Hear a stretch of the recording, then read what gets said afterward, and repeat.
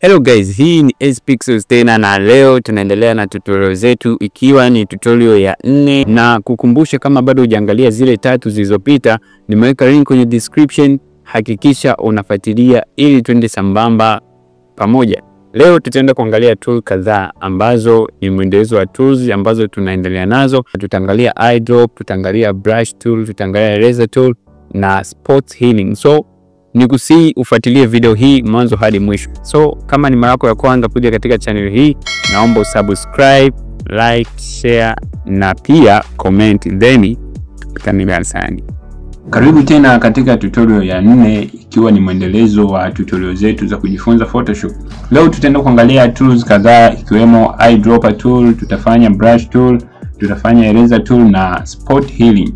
Hizi zote mastering of tools ni muhimu sana kwa sababu huwezi jua tool gani utatumia kwenye post yako. So japo sio zote ambazo huwa zinatumika kwa wakati mmoja. Kwa hiyo ila at least ukiwa unajua zote inakusaidia au inafanya wepesi wa kazi yako kufanyika.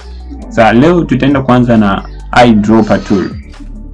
Eyedropper tool ni tool ambayo inakusaidia kupata rangi kutokea kwenye picha yako. Maybe hapa kwenye kazi yangu hapa nina hii picha ambapo hii picha huyu bro unaona amevaa kofia nyekundu. Sasa nataka hii rangi nyekundu niitumie hapa chini kwenye hii rectangle. Hii ni naendelea pale kwenye tutorial tulipoishia kwenye assignment. Kwa hiyo waliofanya watakuwa wameshaichora hii rectangle. Kwa hiyo nataka nibadilishe hii rangi ya rectangle iwe sawa na rangi ya kofia ya huyu bro. Nitakachofanya nitaenda kwenye eyedrop ambao eyedropper tool yake ni hapa juu. Chini ya crop tool inakuwa ni eyedropper. Kwa hiyo nitaibonyeza mara moja hivyo, na ukibonyeza unaona kimetokea kama kidude fulani hivi, kama sindano fulani hivi. Hiyo ni kwa ajili ya kuchukua rangi. Kwa hiyo nitakuja hapa kwenye picha yangu, naenda direct kwenye sehemu ambayo nataka rangi yake na bonyeza mara moja. Nikibonyeza mara moja utaona hii rangi imechukua ambao ndio hii hapa juu.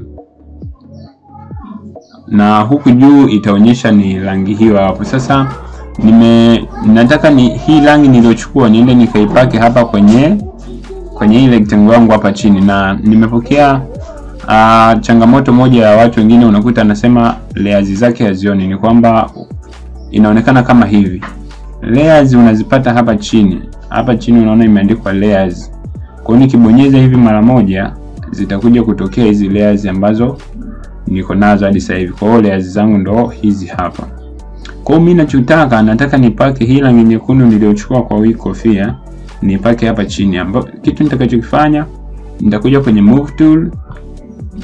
Nikichukua move tool nitakuja kuiselect hii rectangle. Unaona nikibonyeza hivi inanipeleka moja kwa moja kwenye hii rectangle. Halafu nataka nipake hii rangi. Napakaje? Nitakuja hapa juu.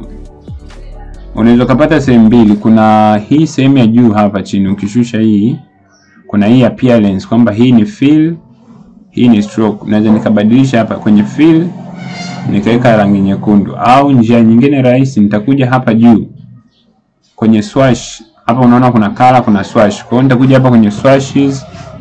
Hii ni ile sehemu ambayo inanipa rangi recent ambazo nimezitumia hivi karibuni, ambapo ndio hii nyekundu. Kwa hiyo nitakuja hapa na ibonyeza. Unaona imeshajiset. Japo nipo kwenye move tool huku, lakini nikija huku kwenye rangi unaona inabadilika, inakuwa ile eyedropper, maana yake inachukua hii rangi. Nikibonyeza hivi unaona rectangle yangu imebadilika, imekuwa nyekundu ambayo ni sawa na rangi ya hii kofia. Kwa hivyo ndio namna ambavyo unaweza kuitumia hii eyedropper. Lakini sio hivyo tu, unaweza kuitumia kwenye sehemu mbalimbali. Mfano una maandishi, maybe nichukue text yangu tool niandike. Sasa hii itaenda direct, ila nitabadilisha. Labda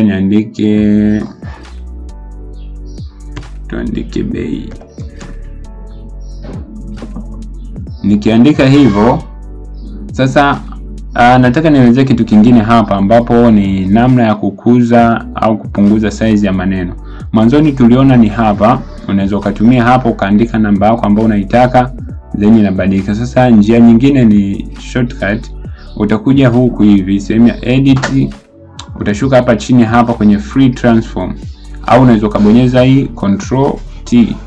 Kwa nikibonyeza hivi itatokea hii kipembe nne ambacho kinakuwa kina kuruhusu kuadjust au kuongeza na kupunguza. Kwa hiyo nitakuja hapa mwishoni, nitashikilia left click, then ninavuta hivi ambapo maandishi yangu yanaongezeka size.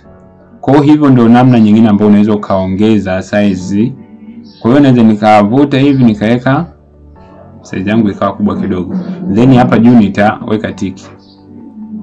Kwa hiyo umeona mwanzoni ilikuwa 9 lakini sasa hivi umeona imekuwa 40.69. Kwa hivyo ndio namna ambavyo naweza nikaongeza size ya kitu chochote. Kwa hiyo ninabonyeza control halafu T.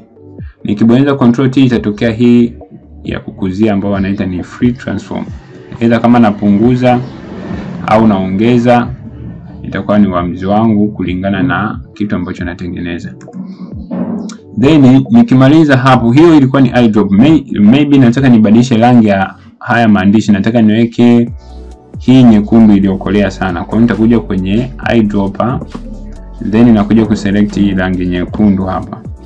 Nakuja sasa hivi imeshajiselect kwenye hii layer, ipo kwenye layer ya bay kama unavyoona hapa chini, ipo kwenye layer ya bay. Kwa hiyo nitakuja hapa juu kwenye swash na badilisha rangi hivyo, inakuwa nyekundu iliyoivia sana au damu ya mzee hii.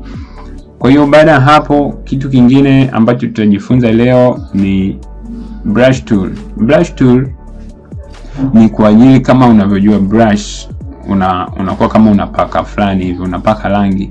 Kwa hiyo hii brush tool inapatikana hapa chini, ambao nitaichukua. Hii ni brush tool. Nikishachukua brush tool, unaona hii inanigomea kwamba hapa siwezi nika apply brush. Kwa hiyo nitakachokifanya, nitaongeza layer nyingine. Nitakuja hapa chini, sehemu ya kuongezea layer ni hapa chini, nitaongeza brush, layer.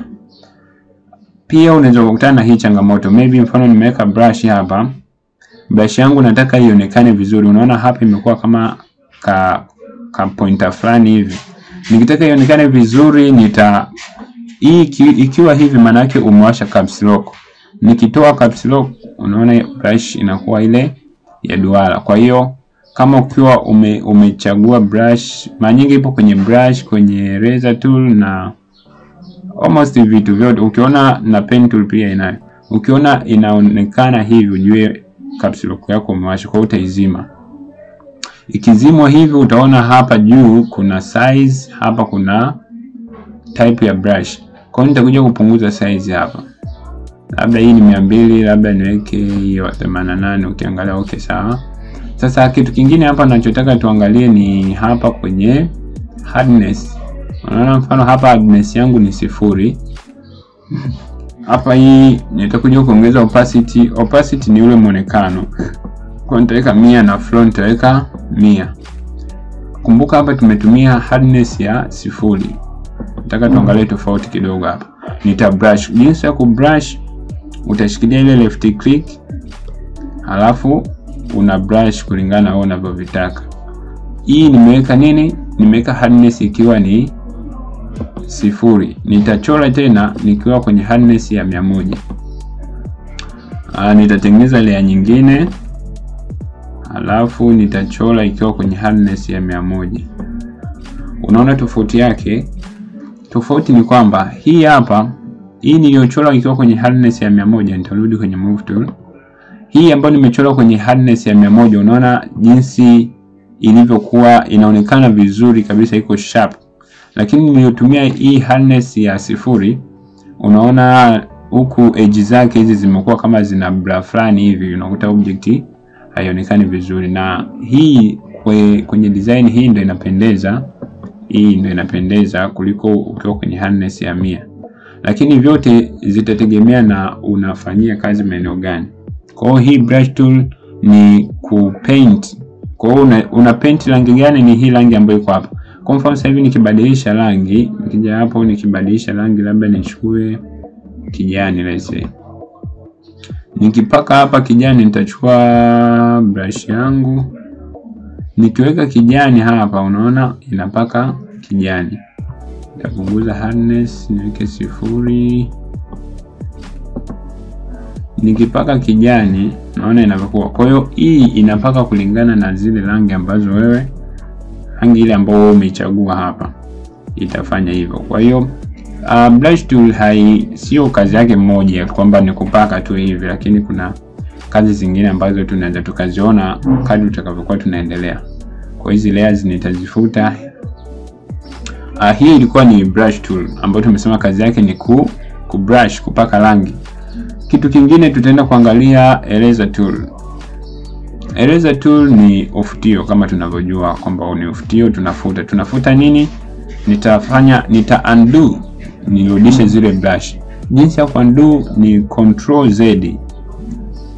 Control Z ina undo, au unaweza ukaja hapa juu edit, una undo hivi. Kwa hiyo ila hii moja sitaki, nataka nibaki na hii. Kwa hiyo nitafanya eraser tool. Eraser tool kazi yake ni kufuta kama tunavyojua ni ufutio. Kwa hiyo nitakuja hapa eraser tool hii hapa. Nikichukua eraser tool na yenyewe itakuwa na kiduara hivi na size yake hii hapa. Sasa jinsi ya kupunguza size, nitakuja hapa nitapunguza hivyo, hiyo inapungua. Au kuna shortcut zake ambazo ni hizi alama za bracket. Bracket hii moja inaongeza, hii nyingine inapunguza. Nitazionyesha hapa. Kitu kingine ambacho tunafanya sasa hivi ni kwamba hii ni eraser tool, kazi yake ni kufuta. Kwa hiyo itakuwa kwenye hii layer ambayo nataka kuifuta. Nikipitisha hivi brush unaona inafuta. Nikipitisha hii eraser tool unaona inafuta.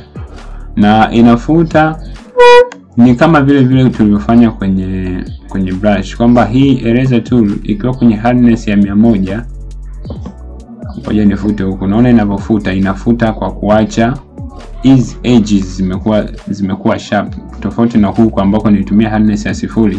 Unaona jinsi inavyofuta vizuri. Kwa hiyo kwenye kutumia hizi brush na eraser tool, hii hardness weka 0, utaona matokeo mazuri.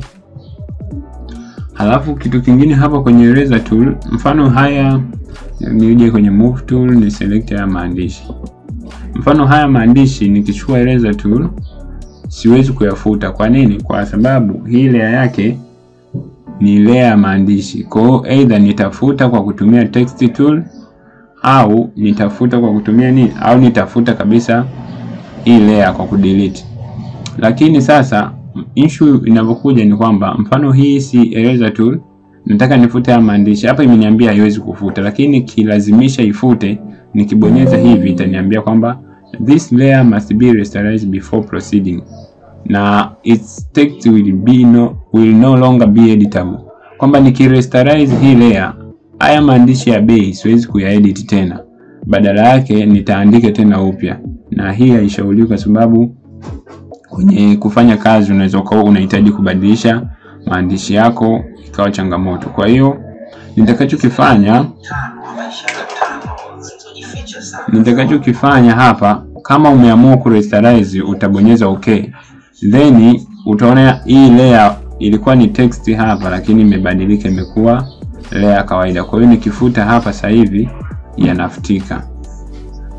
Hii ni tofauti na ile ambayo tulikuwa tumefanya. Kama ingekuwa ni text, maana yake hapa siwezi tena kuziedit. Kwa hiyo hii haishauriwi.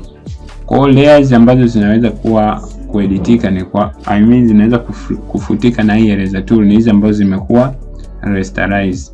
Tutajifunza baadaye rasterize hivyo na smart objects ni vitu gani. Ila kwa leo tuko tunaangalia hii eraser tool. Kwa hiyo inafuta hizi rasterized layers. Tool ya mwisho kwa siku ya leo ni spot healing. Spot healing, ngoja niingize picha ambayo tutaitumia hapa. Nitakuja jinsi ya kuingiza picha kama kawaida, utakuja hapa kwenye file. Then unakuja hapa press embedded au press linked yoyote. Then nikibonyeza hapa itanipeleka kule kwenye folder zangu. Kwa hiyo nitaenda kuchagua folder langu lenye picha. Nitakuja kuweka picha hii hapa. Press hapo. Nikipress hapo itaingia, hii ni picha yangu.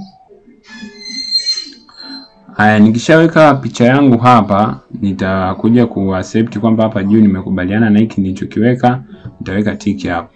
Baada ya hapa nitarudi kwenye move tool. nitaihamisha hii picha, labda niweke sehemu nzuri. Okay, hapo hivi. Sasa hapa nataka nitoe hii picha ziwe mbili, ili baadaye tuangalie before na after imekuwaje.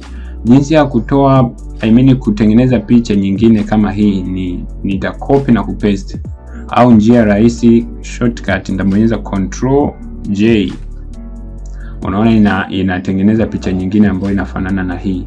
Kwa hiyo hii ya juu, hiki kijicho hapa ni kwa ajili ya kuiview.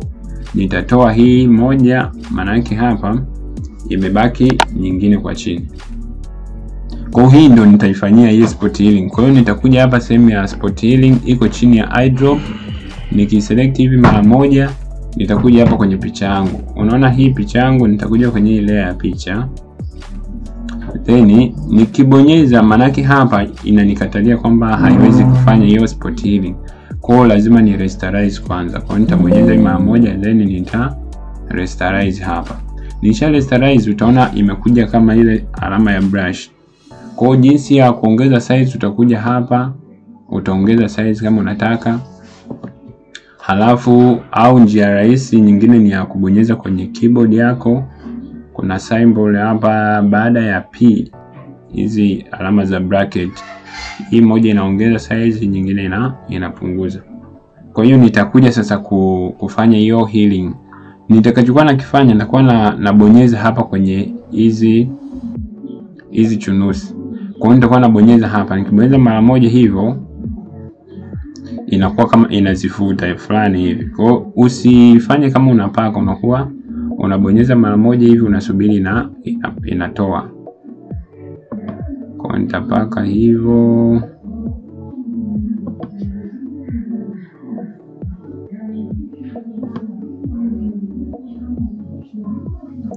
Hii huwa mara nyingi wanatumia wale ambao wana edit picha, ndo anatumia hizi sana, japo wenyewe wanaenda deep sana, hatuwezi tukafanya kwenye hii tutorial. Lakini hapa tu nataka nikuonyeshe kwamba hii tool huwa inafanya vitu gani. Kwa hiyo utakuwa unabonyeza hivyo mara moja, inafanya kazi. Unabonyeza mara moja pia inafanya kazi hadi pale utakaporidhika kwamba okay, picha yangu imekaa vizuri. Mfano kwa leo tuishie hapa hivi. Unaona hii ni picha ambayo nimeitolea hizo chunusi, lakini nikija kuiwasha hii ni before. Unaona hapa kuna hizi chunusi zipo hapa, lakini baada ya kuwa nimeifanyia spot healing, unaona hizi chunusi hapa zimeondoka. Kwa hiyo ni namna ambavyo unaweza kutumia hii spot healing kutoa chunusi au kusafisha picha yako ikawa ina muonekano mzuri.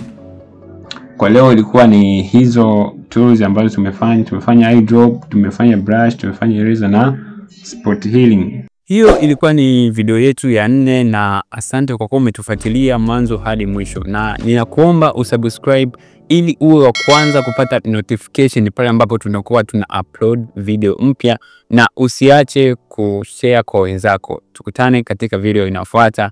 Bye bye.